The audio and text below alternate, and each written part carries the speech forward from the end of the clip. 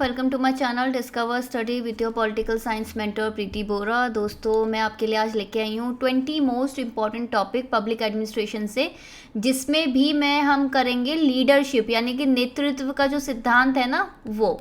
ठीक है, नेतृत्व का सिद्धांत। आप लोगों ने मुझे कहा था कि ये जो पब्लिक एडमिनिस्ट्रेशन है मैम, इसको पूरा अच्छे से कवर करा दो, बिकॉज ये सारा जो हमें पब्लिक एडमिनिस्ट्रेशन है वो ढंग से समझ नहीं आता है एंड इसमें पूरा डेडिकेटेड कोई लेक्चर्स नहीं है।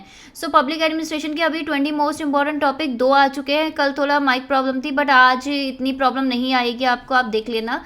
राइट, तो चलिए स्टार्ट करते हैं। स्टार्ट करने से पहले आप वीडियो को लाइक कर दो, कमेंट करना मत भूलो, क्योंकि देखो आपके कमेंट की वजह से ही ये लेक्चर आ रहा है, आपके व्यूज़ की वजह से ही ये लेक्चर आ रहा है। तो व्यूज़ के लिए शेयर करना, सब्सक्राइब करो, नोटिफिकेशन ऑन कर लो एंड लाइक कमेंट ये सब तो बनता है। ठीक है, तो चलिए स्टार्ट करते हैं। थ्योरीज ऑफ लीडरशिप, ठीक है, नेतृत्व का जो सिद्धांत है उसको। सो अगर मैं नेतृत्व के सिद्धांत की बात करूं तो बहुत सारी थ्योरीज है। ठीक है, तो उसमें हम एक एक थ्योरी करेंगे और हर एक थ्योरी से कौन कौन पर्सन रिलेटेड है वो भी करेंगे। राइट, क्योंकि इस 2 तरीके के क्वेश्चन आते हैं इसमें कि यार ये वाली थ्योरी किसने दी है और इस थ्योरी के अंदर क्या क्या चीज़ें हैं। राइट, इस तरीके के आपके पास क्वेश्चन आते हैं। फर्स्ट है great man theory. Great man theory क्या बोलते हैं? ग्रेट मैन थ्योरी बोलते हैं कि जो लीडर्स हैं, जो आपके नेतृत्व करते हैं, वो आपके नहीं बनाए नहीं जाते, यानी कि कोई ऐसा नहीं है कि वो बाद में कुछ चीज़ सीख साख के फिर वो लीडर बन जाए। नहीं, ये कहते हैं कि लीडर्स बॉर्न होते हैं, पैदा होते हैं जब सिचुएशन ऐसी होती है कि उनकी ज़रूरत होती है, तब लीडर्स पैदा होते हैं।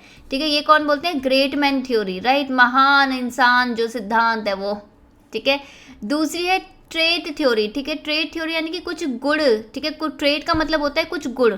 ठीक है, ऐसे कुछ गुण जो कि बहुत ही ज़्यादा इंपॉर्टेंट है आपके लीडर बनने के लिए, नेता बनने के लिए। तो इस थ्योरी के जो प्रोपोनेंट है वो है मैकॉल एंड लम्बार्डी। ठीक है, लम्बार्डो बेसिकली, मैकॉल और लम्बार्डो कहते हैं कि यार ये जो कुछ लीडरशिप वाले जो कुछ गुण होते हैं ना वो इंसान में आ सकते हैं, मतलब धीरे धीरे एक्सपीरियंस के साथ आ सकते हैं। और ऐसा नहीं कि इंसान पैदा होकर ही लीडर पैदा होता है। ऐसा है कि कुछ क्वालिटीज़ होती है, कुछ गुण होते हैं जिनके आधार पे हम ये तय करते हैं कि यार ये इसमें नेतृत्व करने का समर्थ है। ठीक है, सो बेसिकली इसका पहला ये बोलता है कि कुछ क्वालिटीज़, कुछ गुण होने चाहिए, जैसे कि emotional stability and self control, यानी कि आपकी मनोवैज्ञानिक ये जो आपका स्थिरता। ठीक है, और दूसरा अपना आत्म नियंत्रण। ठीक है, ये दोनों चीज़ होनी चाहिए। दूसरा है एडमिटिंग एरर, कि अपनी गलती आप मान सको, ऐसा होना चाहिए। तीसरा है good interpersonal skill. Interpersonal skill होता है कि आप किसी से बात करते हो तो वो वाले कह रहे अच्छे इंटरपर्सनल स्किल होने चाहिए। और चौथा है इंटेलेक्चुअल एक्सटेंट, यानी कि आपका नॉलेज, ज्ञान बहुत होना चाहिए। तो ये 4 कुछ गुण हैं जिसकी वजह से आप लीडर बन सकते हो। ठीक है, तीसरा टॉपिक है आपका बिहेवियरल थ्योरी। ठीक है, बिहेवियरल थ्योरी यानी कि आपका गुड बेसिकली व्यवहार सिद्धांत है। ये किसने दिया था? ब्लैक एंड मॉर्टन्स ने दिया था। और इन्होंने बोला था कि यार हमारे ना 2 चीज़ें हैं कि concern for production and concern for people, कि यार हम इस बेसिस पे देखेंगे कि प्रोडक्शन यानी कि उत्पाद जो है उसके लिए हम कितने सीरियस हैं और पीपल यानी कि लोगों के लिए कितने सीरियस हैं। राइट, अब इसमें ना 5 तरीके के कैटेगरीज बनती है, वो मैंने अलग से लिखी थी, आपको मैं बता देती हूँ। ठीक है, ये वाला हमने 5 अलग अलग कैटेगरीज लिखी थी। इसमें देखो ब्लैक एंड माउंटेन्स का ये बोलते थे कि इधर से ही कर लेते हैं, इम्पावरिश्ड मैनेजमेंट। इम्पावरिशमेंट देखो इस तरीके से इसका ग्राफ बनता है। ठीक है, पीपल लोगों के प्रति कंसर्न और प्रोडक्शन आपका उत्पाद के प्रति कंसर्न। अगर ये दोनों ही कम है, ठीक है, अगर आपका ये ना तो प्रोडक्शन के लिए कंसर्न ज़्यादा है ना पीपल के लिए, तो वो होता है आपका इम्पावरिश्ड मैनेजमेंट। ठीक है, कि कुछ भी ढंग से प्रबंधन ढंग से चल ही नहीं रहा है। राइट, अब दूसरा होता है कंट्री क्लब मैनेजमेंट। ठीक है, कंट्री क्लब मैनेजमेंट में क्या होता है? ठीक है, मैं इस हिसाब से करा रही हूँ कि इंपॉर्टेंट लगे। कंट्री क्लब मैनेजमेंट में ये है कि आपका क्लब में क्या होता है? लोग। ठीक है, तो लोगों का इंपॉर्टेंस ज़्यादा है, प्रोडक्शन का कम है, तो ये यहाँ पे कहीं पे आएगा। ठीक है, कंट्री क्लब मैनेजमेंट इस साइड में आएगा। राइट, ये मैं सर्कल डाल देती हूँ। उसके बाद आता है अथॉरिटी कंप्लायंस। ठीक है, अथॉरिटी कंप्लायंस में क्या होता है कि यार आप ना मेन है कि भाई लोगों की बात मान लो, अथॉरिटी को चुपचाप मान लो, तो यहाँ पे कहीं पे आएगा, क्योंकि अथॉरिटी में लोगों से मतलब नहीं है। इसमें यह है कि आपका प्रोडक्शन होना चाहिए। ठीक है, प्रोडक्शन वाला इंपॉर्टेंट है, तो ये इधर आएगा। नेक्स्ट आता है आपका टीम मैनेजमेंट। ठीक है, टीम मैनेजमेंट आता है इन सबके कि यार प्रोडक्शन के लिए भी फुल कंसर्न है, लोगों के लिए भी, तो ये यहाँ पे आएगा कहीं पे। दिस इज आपका टीम मैनेजमेंट। राइट, अच्छा, middle on the road production क्या है कि प्रोडक्शन के लिए भी थोड़ा थोड़ा कंसर्न और लोगों के लिए भी थोड़ा थोड़ा कंसर्न, यहाँ पे आता है आपका मिडल ऑन रोड मैनेजमेंट, ठीक है, बिल्कुल बीच का रास्ता, राइट। सो ये क्या है, इस वाले इम्पावरिश मैनेजमेंट के लिए ना तो आपका प्रोडक्शन के लिए कुछ कंसर्न है, ना मतलब ना लोगों के लिए, यानी कि दोनों को हम मैनेज नहीं कर पाते। अथॉरिटी में हम क्या है, प्रोडक्शन की तरफ जाते हैं, कंट्री क्लब में लोगों की तरफ जाते हैं, टीम मैनेजमेंट में दोनों को इंपॉर्टेंस देते हैं, वो भी उच्चतम स्तर पे, और middle on the road management में एक मिडल पाथ है, राइट। नेक्स्ट आता है आपका फोर्थ टॉपिक, तीसरा हो गया था ना, हाँ इधर हमारा थर्ड हो गया था। फोर्थ है आपका पार्टिसिपेटिव लीडरशिप थ्योरीज, यानी कि पार्टिसिपेटिव यानी कि भागीदारी नेतृत्व सिद्धांत। सो सबसे पहले आता है कि पार्टिसिपेटिव लीडरशिप थ्योरीज दो हैं, एक दी है आपकी कर्ट लेविन ने और दूसरी दी है आपकी लॉरेंसिस लाइकर्ट ने, ठीक है। सो इनके अलग अलग फीचर्स क्या है, विशेषता क्या है, ये देख लो। कर्ट लेविन के हिसाब से ना 3 तरीके की भागीदारी होती है। एक तो ऑटोक्रेटिक स्टाइल है, ऑटोक्रेटिक यानी कि होता है कि सत्तावादी, ठीक है, हिंदी में भी लिख देती हूँ, सत्तावादी। इसमें क्या होता है, इसमें है कि जो मैं बोल रहा हूँ चुपचाप आप मान लो, ठीक है, इसको चुपचाप मान लो।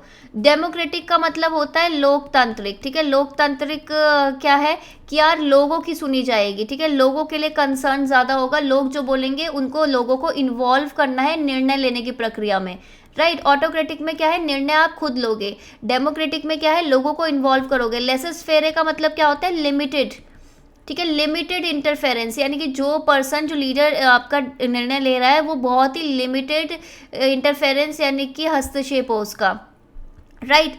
नेक्स्ट है पार्टिसिपेटिव लीडरशिप थ्योरी। तो पार्टिसिपेटिव लीडरशिप थ्योरी लॉरेंसिस लाइकर्ट की है और बेसिकली इन्होंने 4 सिद्धांत दिए हैं। एक है एक्सप्लॉइटेटिव अथॉरिटेरियन, यानी कि एक्सप्लॉइटेटिव अथॉरिटेरियन यानी कि वो होते हैं जो कि अपना डिसीजन खुद लेते हैं, निर्णय खुद लेते हैं और दूसरों पे ना बेसिकली धौंस जमाते हैं, ठीक है। एक्सप्लॉइटेटिव यानी कि शोषण करना, सत्तावादी, ठीक है। बेनेवोलेंट अथॉरिटेटिव यानी कि ये है सत्तावादी, निर्णय खुद ही लेंगे ये, लेकिन ये क्या है, नरम दिल है, ठीक है, लेकिन लोगों को थोड़ा बेनेवोलेंट है कि इतना ज़्यादा स्ट्रिक्ट नहीं है। तीसरा है कंसल्टेटिव। कंसल्टेटिव होता है कि आपने किसी से कंसल्टेटिव परिप्रेक्ष्य, किसी के साथ आप समझौता कर रहे हो या किसी से परामर्श, ठीक है। कंसल्ट करना यानी कि परामर्श यानी कि सलाह मशवरा करना, ठीक है, सलाह करके मशवरा करके आप डिसीजन ले रहे हो, निर्णय ले रहे हो। और चौथा है पार्टिसिपेटिव। पार्टिसिपेटिव का मतलब होता है भागीदारी। भागीदारी का मतलब क्या है कि लोग प्रॉपरली इसमें पार्टिसिपेट कर रहे हैं, राइट। नेक्स्ट आता है, नेक्स्ट टॉपिक है विक्टर व्रूम एंड येटन्स, ठीक है। विक्टर व्रूम और फिलिप येटन का नॉर्मेटिव मॉडल यानी कि आदर्शवादी सिद्धांत जो है नेतृत्व का, वो तो इन्होंने बोल रखा है बेसिकली 5 तरीके के लीडर होते हैं, A1, A2, C1, C2, G2, ठीक है। सो पहली बात देखते हैं A1 और A2 में क्या चीज़ कॉमन है। A1 और A2 वाले जो लीडर्स है ना, वो कोई भी निर्णय होता है वो खुद ही लेते हैं, ठीक है। डिसाइड जो होता है निर्णय वो खुद ही लेते हैं। A1 में क्या होता है, A1 में जो लीडर्स के पास इंफॉर्मेशन पहले से होती है उसके बेसिस में डिसीजन लिया जाता है। A2 में क्या होता है कि जो इन्फॉर्मेशन वो फॉलोअर्स अपने जो उनको फॉलो करते हैं ना उनसे इन्फॉर्मेशन लेते हैं फिर डिसाइड करते हैं, राइट।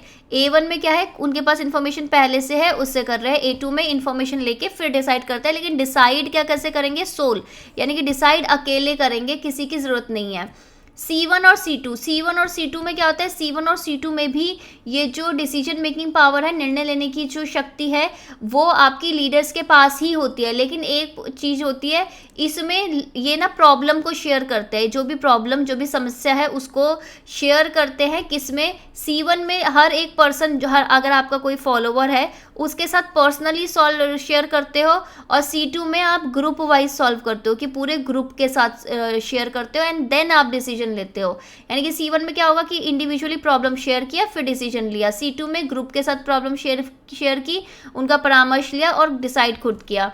G2 में क्या होता है, G2 सबसे इंपॉर्टेंट है क्योंकि G2 में क्या होता है, लीडर्स अपनी प्रॉब्लम शेयर करते हैं फॉलोअर्स के साथ एज अ ग्रुप और डिसीजन ये खुद नहीं लेते। डिसीजन में कंसेंसस यानी कि सहमति होनी चाहिए, एक समझौता होना चाहिए फॉलोअर्स के साथ, यानी कि अकेले डिसाइड नहीं करते G2 में। नेक्स्ट है हर्शियन ब्लैंचर्ड।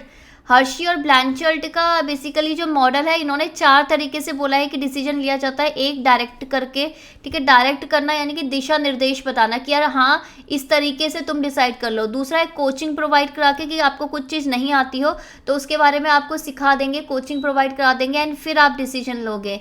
तीसरा है सपोर्ट करके, यानी कि साथ दोगे और उस हिसाब से काम करोगे। और चौथा है ऑब्जर्विंग, कि ऑब्जर्वेशन करना, देखना कि किस तरीके से आपका काम हो रहा है, ठीक है। इन चार हैं, ठीक है। ये मैंने इस तरीके से याद किया था, कोट्स, ठीक है, कोट्स हर्शी और ब्लैंचर्ड के कोट्स, यानी कि कोचिंग, ऑब्जर्विंग, डायरेक्टिंग और सपोर्टिंग, इस तरीके से याद किया था। नेक्स्ट आता है आपका House and Mitchell. House and Mitchell basically बोलते हैं कि भाई 4 तरीके की लीडरशिप है, नेतृत्व है। एक है आपकी सपोर्टिव लीडरशिप, सपोर्टिव यानी कि जो आपका साथ देती है, ठीक है, हर एक चीज़ों में आपको क्या है, मनोबल बढ़ाना, साथ देती है हर एक स्फेयर में। दूसरा है डायरेक्टिव। डायरेक्टिव का मतलब क्या होता है, जो आपको निर्देश देती है कि यार इस तरीके से काम कर लो, ये कर लो, वो कर लो, ठीक है, निर्देश। तीसरा है पार्टिसिपेटिव लीडरशिप, कि जो आपने फॉलोवर्स को बोलते हैं कि हाँ हमारे साथ भाग लो हर चीज़ में एंड फिर वो डिसाइड करती है। और चौथा है अचीवमेंट ओरिएंटेड लीडरशिप, कि यार कुछ आपने क्या करना है, कुछ आपने प्राप्त करना है, कुछ आपने सफलता प्राप्त करनी है, उसके बेसिस पे आप लीड कर रहे हो, ठीक है, कि हाँ मेरे को लीड करने दो, हम यही चीज़ अचीव करेंगे, इस तरीके से। नेक्स्ट है फेड एडवर्ड फील्डर। 1964 में इन्होंने कंटिंजेंसी मॉडल दिया था आपको लीडरशिप का। कंटिंजेंसी होता है कि कभी भी आकस्मिक रूप से कभी भी लीडरशिप आ गए तो उसका क्या है।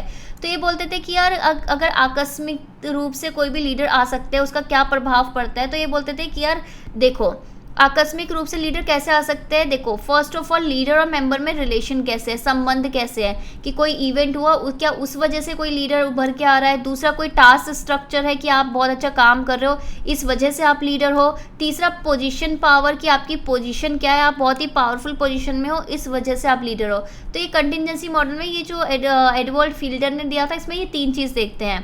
LTT, ठीक है, लीडर मेंबर का रिलेशन, और टास्क स्ट्रक्चर और पोजीशन, LTP, ठीक है। नेक्स्ट आती है आपकी ट्रांसफॉर्मेशनल लीडरशिप। ट्रांसफॉर्मेशन होता है कि एक तरीके से आप बदलाव लेके आते हो। तो ये जो बात की है आपकी ट्रांसफॉर्मेशन लीडरशिप है, इन्होंने क्या बोला है कि बदलाव कैसे आएगा। ये बोलते हैं कि जो लोग हैं उनमें ना जागरूकता यानी कि अवेयरनेस बढ़ाओ कि कोई भी टास्क का महत्व क्या है और उसका क्या मूल्य है, ठीक है, तो ये बढ़ाओ। दूसरा क्या है, focus on team and organisational goal, कि आप टीम, ठीक है, और आपके जो ऑर्गेनाइजेशन के जो गोल्स है, संगठन के गोल्स है ना, उस पे फोकस करो। तो क्या होगा कि आप ट्रांसफॉर्म होगे कि हाँ ये इंपॉर्टेंट है। तीसरा है activating their higher order needs, कि आप अपनी ना हायर ऑर्डर नीड्स, जैसे कि अब्राहम मास्लो नहीं बोलते थे कि हाँ मुझे अचीव करना है, ये पोटेंशियल अचीव करना है, वो चीज़ को एक्टिवेट करो।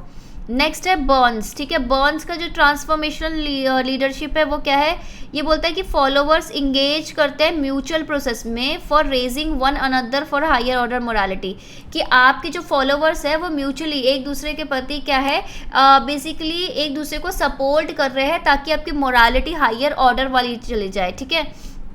नेक्स्ट आता है आपका टेनरबॉम, ठीक है, टेनरबॉम और स्मिथ का कॉन्टिनम ऑफ लीडरशिप। देखो ये कॉन्टिनम ऑफ लीडरशिप, ये शब्द आपसे पूछ सकते हैं कि किससे रिलेटेड है, तो आप टेनरबॉम एंड स्मिथ बोल सकते हो। ये बोलते हैं कि लीडरशिप के 4 तरीके होते हैं। एक तो होता है टेल का मतलब होता है बताना, कि आप बता रहे हो किस तरीके से प्रॉब्लम सॉल्व होगी। सेल का मतलब होता है बेचना, कि यार आप बता रहे हो कि हाँ बेच रहे हो कि अच्छा ये चीज़ है, उस तरीके से मतलब सेलिंग के पर्पज़ से आप बेच रहे हो कि यार हाँ आपको अगर ये पर्टिकुलर चीज़ें पूरी करनी है तो मैं ही आपकी हेल्प कर सकता हूँ। कंसल्ट होता है परामर्श, कंसल्ट यानी कि परामर्श का मतलब होता है कि आप किसी से एडवाइस ले रहे हो, इसलिए वो आपके लीडर है। और चौथा है जॉइंस का मतलब होता है कि आप साथ दे रहे हो, उसमें मिल गए हो आप, ठीक है, इस वजह से आप लीडर हो। नेक्स्ट है अडेयर्स का एक्शन सेंटर्ड लीडरशिप मॉडल, ठीक है, अडेयर्स का एक्शन मतलब कि क्या है कि कोई लीडर कैसे बनता है कि यार हाँ उसको एक्शन कराना आता है, यानी कि उसको काम कराना आता है। वो टीम वर्क से जो टीम है उनका साथ दे के, उनका रिव्यू करके, उनका साथ सहयोग करके काम करा लेता है, इस वजह से वो लीडर है। ये किसने बोला था, अडेयर्स ने बोला था। नेक्स्ट है अभी ब्लैक एंड माउंटेन का, तो जस्ट हम अभी कर चुके हैं। अब आता है आपका पाथ गोल थ्योरी है ना लीडरशिप की, कि रास्ता और आपका उद्देश्य, इन दोनों में जैसे बोलते हैं ना कि मीन्स एंड एंड, इस तरीके का सिद्धांत लीडरशिप का किसने दिया था, हाउस एंड मिशेल ने दिया था।